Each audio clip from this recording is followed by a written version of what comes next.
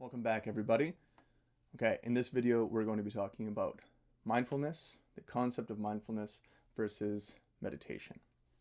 Okay, oftentimes you hear these two terms being brought up in the same sentence, usually mindfulness meditation, right? Or people use them interchangeably. I was meditating, or we think about them as kind of being the same things.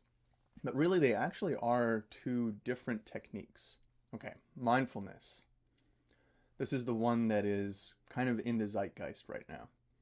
Mindfulness is talked about all the time. When it's talked about in corporate business rooms, it's talked about in kind of more new age circles, it's talked about all across the board in terms of like psychology and things as well.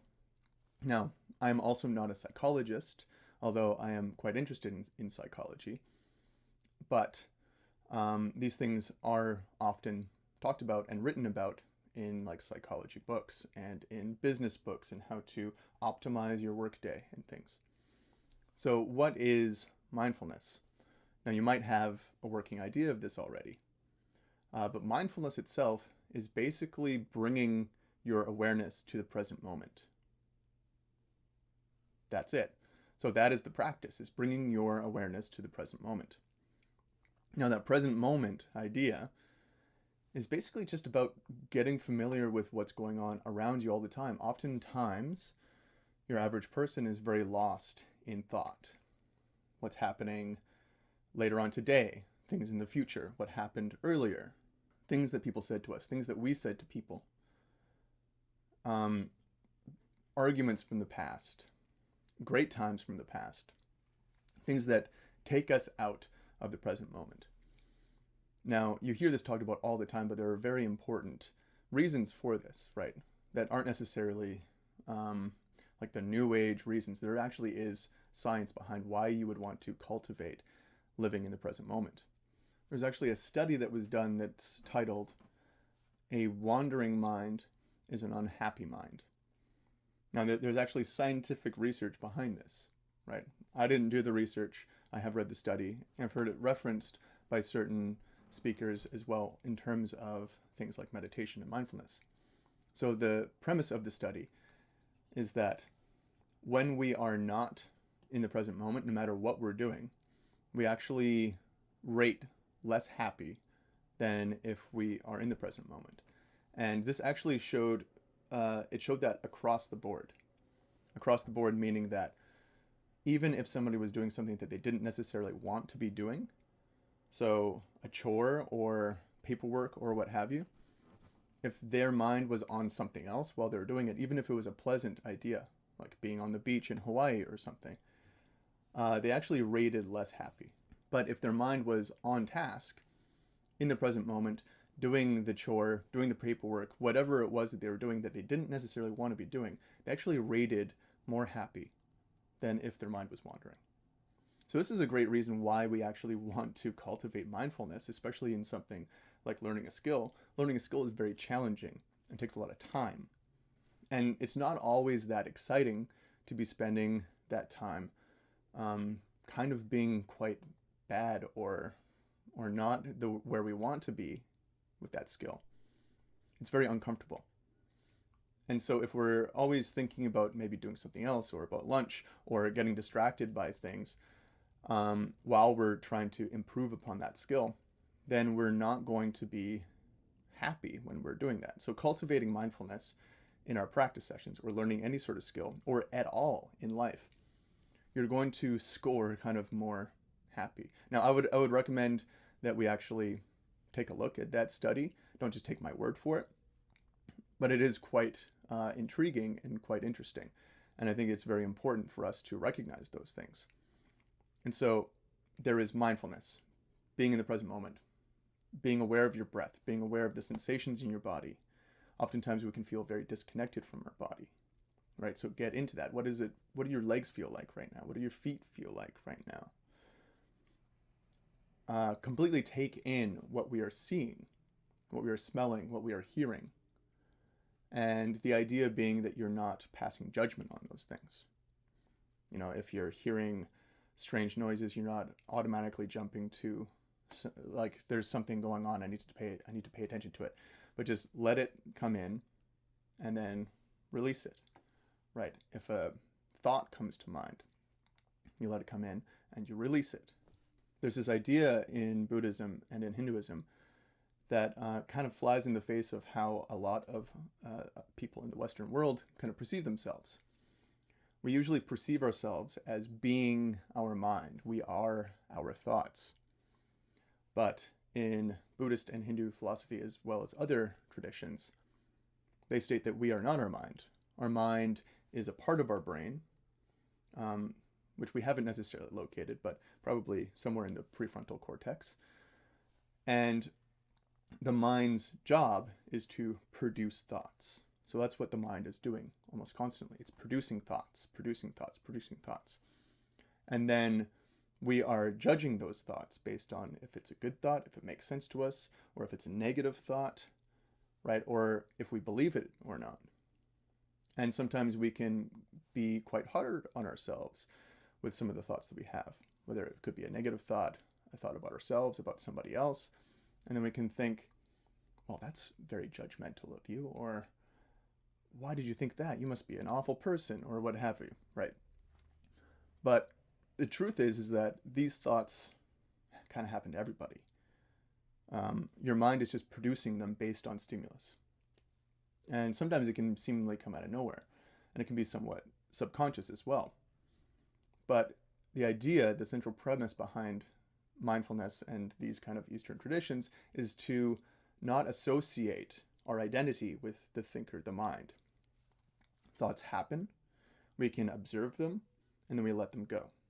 You don't have to get stuck. You don't have to form a narrative.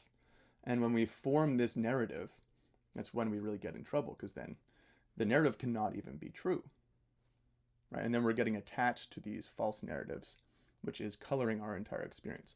Like, I'm not good at guitar. I'll never be a famous guitar player. Fame really has nothing to do with anything, but I'll never play to the ability that I want to, right? This is not necessarily true, okay? What we want to do is identify with the learner, right? Somebody who is constantly learning. Myself, I'm still learning the guitar, right? I'm a professional musician and a professional music teacher, but I'm still learning things about the instrument and still growing. And there's a curiosity in there, right? We want to cultivate that curiosity, that constant learning. We're never finished products, right? We're not going to reach perfection. And the road to improvement is by having that curious mind and being in the present moment and being able to witness yourself improve. Okay, that was a long-winded explanation of what mindfulness is. Meditation, on the other hand, why it's different from mindfulness. Meditation is focusing the mind. Okay?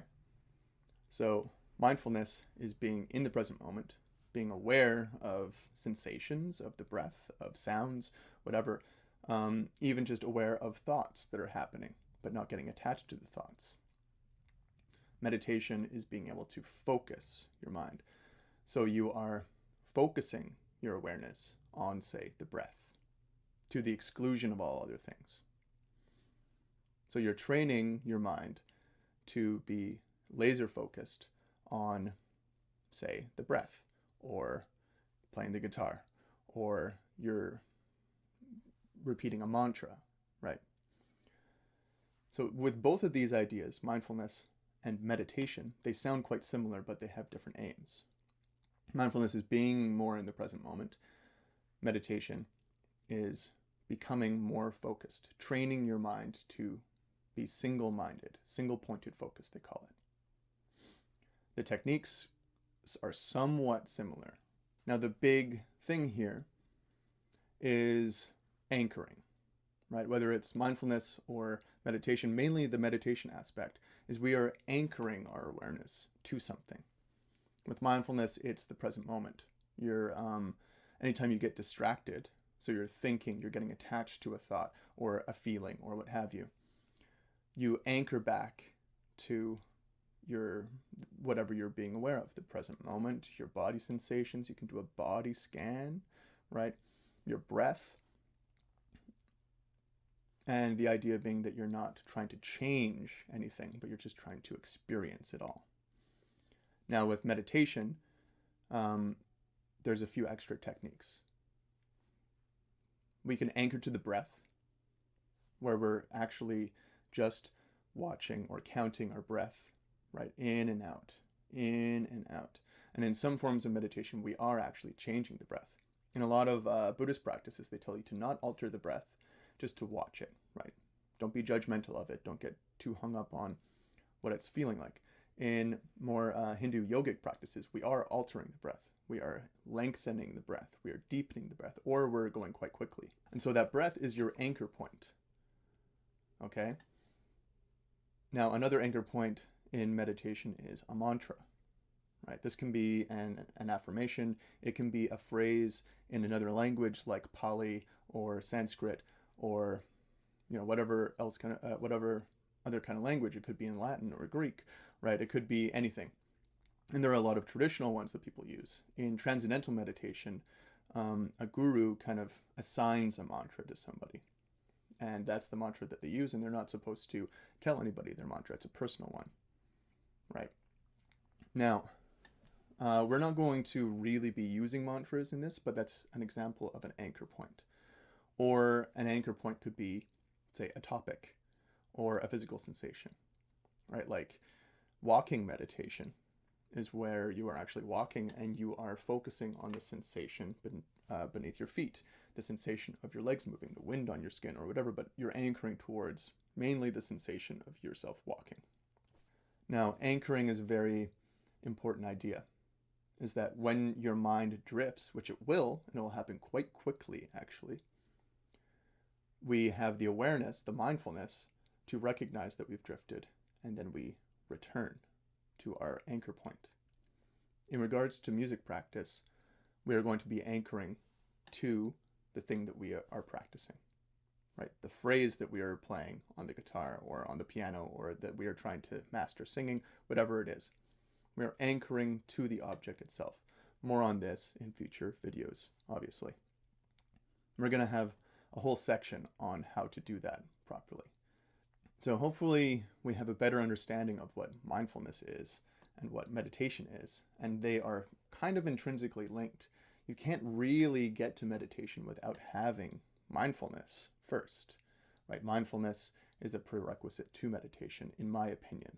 Again, I'm no expert, but I have seen this work for countless students, and for many people in my life who have a meditation practice, they report similar things, that it's helped them with so many things and be more focused and to be more self-aware, and the list goes on and on and on.